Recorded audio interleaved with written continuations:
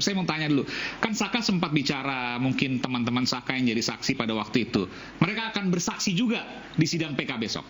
Kami melihat bahwa ada beberapa keterangan-keterangan saksi yang posisinya dia tidak konsisten.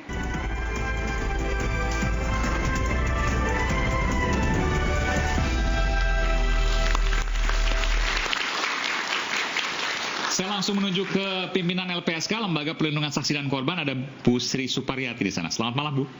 Tadi sempat terputus. Bu Sri? Iya, apakah sudah bergabung Bu Sri? Baik, saya coba ke Saka dulu. Saka? Iya. Selamat malam. Saka besok akan hadir juga di pengadilan PK. Iya. Saka hadir. Saka berangkat jam berapa besok? Kan sidang kalau tidak salah pukul 10 ya? Jam 7 Saka udah siap. Oh, jam 7 Saka udah siap. Jadi 3 jam sebelumnya Saka udah berangkat itu. Berapa jam atau berapa lama dari rumah ke pengadilan Cirebon? Kan nggak jauh itu. Jadi Saka tuh udah siap dari jam 7 tuh menunggu kedatangan dari Ibu Titin. Oh, oke. Berangkatnya nanti tunggu Bu Titin ya. Sama Bang Farhad juga ke sana ya. Ya. Oke, jadi jam 7 Saka akan berangkat.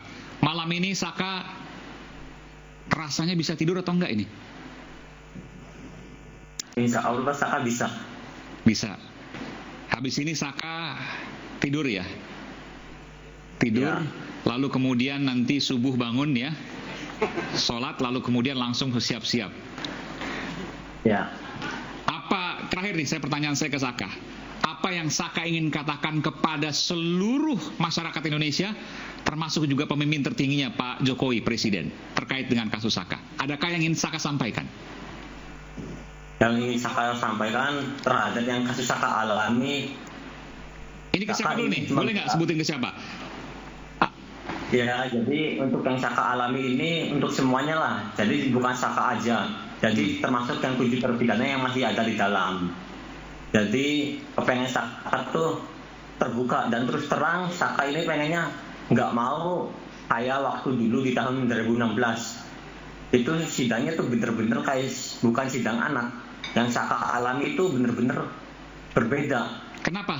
Berbedanya di mana? Jadi tuh di persidangan Saka kan tertutup, walaupun itu kan anak kan emang tertutup, tapi itu sudah kayak sidang dewasa. Maksudnya gimana?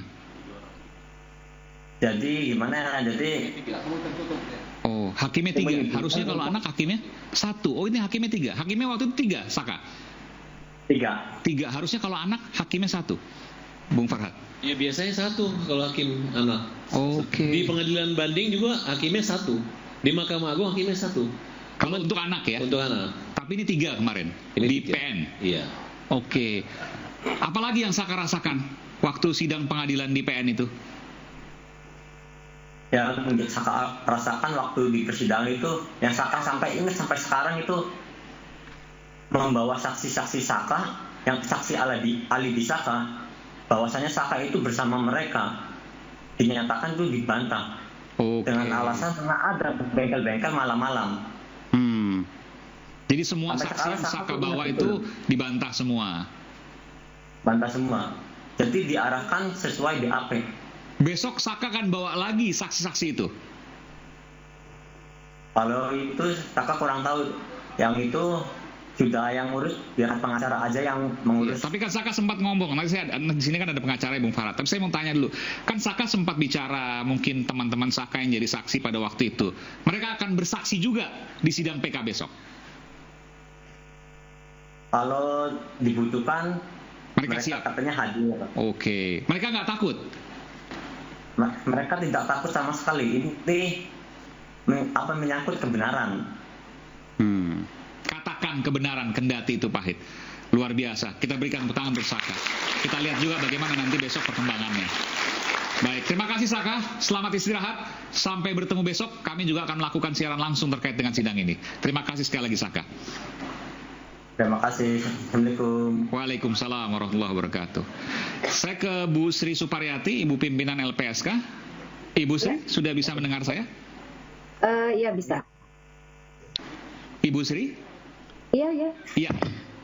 Audionya masih kurang jelas, Bu. Baik. Bu, saya mau tanya, ada 3 pertanyaan saya tadi. Yang pertama, apakah penganiayaan atau penyiksaan yang dikatakan LPSK tadi dialami oleh seluruh terpidana kasus Vina?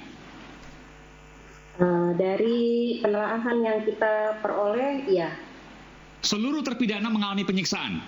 Iya. Baik. Luar biasa ini.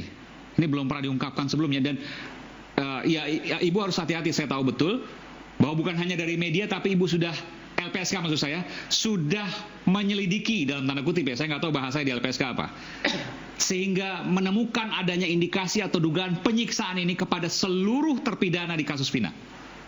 Iya. Apa yang hendak dilakukan LPSK, Bu?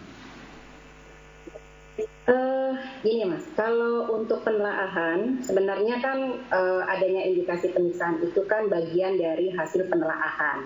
Karena LPSK itu melakukan penelaahan dalam konteks mau memberikan perlindungan. Sehingga kami perlu menggali lebih dalam untuk melihat sifat pentingnya keterangan dari masing-masing pihak yang mengajukan perlindungan tersebut, permohonan perlindungan.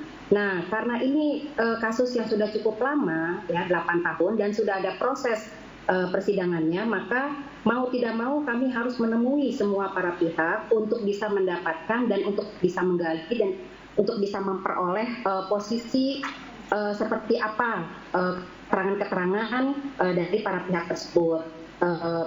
LPSK juga melakukan pendalaman dari beberapa dokumen, gitu ya, baik itu visum, lalu kemudian juga salinan putusan, sehingga kami dari situ bisa mengambil kesimpulan gitu kan, kira-kira untuk memberikan perlindungan yang mana yang tepat gitu. Itu memberikan perlindungan itu kan juga kita melakukan assessment ya, assessment psikologis, forensik gitu kan, termasuk juga penelaahan. Tadi gitu. Saya mau konfirmasi dari apa yang disampaikan oleh Bung Farhad, bahwa dari pihak Ibtu Rudiana ya, itu banyak kemudian meminta perlindungan ke LPSK, atau Ibu tidak akan menjawab itu karena tidak boleh?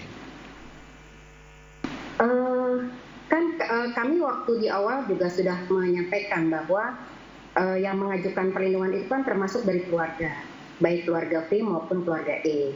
Itu disampaikan di awal. Dan mayoritas saya lihat ditolak. Yaitu bagian dari keputusan LPSK ya, karena betul, faktanya begitu Ibu ya? Betul. Kenapa ditolak? Boleh disampaikan alasannya kenapa keluarga dari korban dalam hal ini ya, Ibtu Rudiana, itu ditolak oleh LPSK perlindungannya? Kami sebenarnya itu berbasis dari pendalaman lagi ya Mas ya, karena sifat pentingnya keterangan itu kan kami harus cek gitu ya, karena dari penelaahan itu kami melihat bahwa ada beberapa keterangan-keterangan saksi yang posisinya dia tidak konsisten.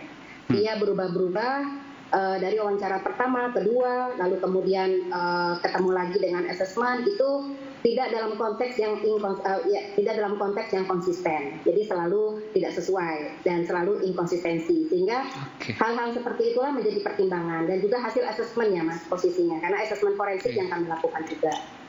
Baik. Terakhir saya ke Ibu. Kenapa Tan? Silakan. Ibu Ketua. Ya. Terima kasih untuk sakanya. Pertanyaan hasil asesmen sakanya gimana? Tolong dijelaskan kenapa saka bisa diterima. Kalau hasil asesmen psikologisnya kami tidak bisa sampaikan ya Mas, karena itu bagian dari internalnya LPSK gitu ya. Tapi memang kami kemarin sudah sampaikan bahwa Saka adalah salah satu yang mendapatkan perlindungan di pemenuhan hak prosedural. Termasuk Dede, Bu. Hari ini Dede meminta perlindungan. Apakah sudah diputuskan akan diterima atau tidak? Oh belum Mas, karena Dede baru mengajukannya pagi tadi, dan kami juga masih Dede juga harus, jadi ada beberapa yang diajukan ya Mas, bukan cuma Dede dan keluarganya. Jadi ada formil yang juga harus dipenuhi dulu. Baik, gitu. Ini persyaratan itu ya. Baru bukan ke materi. Yang Saka belum dijawab, silakan dilanjutkan Bu. Kenapa alasan Saka? Yang Saka itu berbasis pada sifat pentingnya keterangan ya, karena yang mana keterangannya itu kami tidak bisa ungkapkan. Tapi diterima ya, diterima perlindungannya. Itu tadi, itu hasil penelaahan secara keseluruhan dari kompetitif gitu. Jadi once diterima, sekali diterima, maka perlindungan negara kepada yang bersangkutan akan dikerahkan. Baik polisi yang kemudian menjaga, kemudian 24 jam itu Bu ya, itu akan dijaga semua.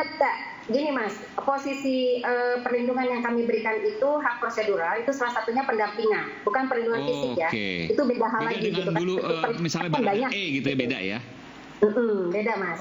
Oke, baik. Ya, ini perlindungan terhadap pendampingan. Untuk Saka selama dalam persidangan. Baik, Bu, terakhir Bu, saya bertanya pada Ibu.